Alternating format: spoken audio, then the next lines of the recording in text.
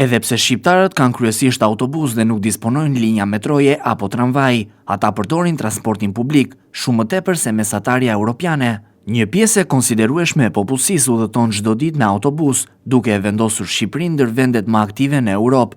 Për krahasim, në shumicën e vendeve të Bashkimit Evropian, përdorimi i transportit publik është më i ulët. Eurostat ka publikuar të dhënat lidhur me përdorimin e transportit publik nga vendet e ndryshme të Europës. Gati 17% e shqiptarëve e përdorin transportin publik çdo ditë, duke u renditur në vend të 5 në Europë, pas Hungarisë, Zvicrës, Çekisë dhe Luksemburgut, dhe më lart se mesatarja europiane prej 10.7%.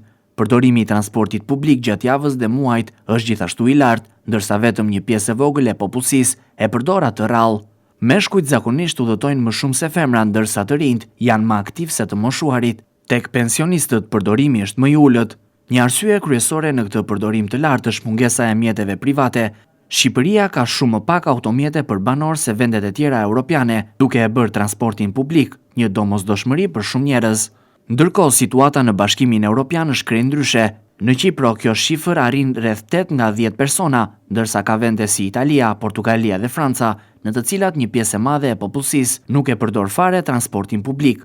Në anën tjetër, Luksemburgu dhe Estonia janë shembuj ku shumica e njerëzve përdorin rregullisht transportin publik. Edhe pse vendet europiane shfaqin modele më të ndryshme përdorimi, eksperjenca shqiptare tregon se edhe me mjete të kufizuara transporti publik mund të mbetet një pjesë thelbësore e jetës së përditshme për shumë qytetarë.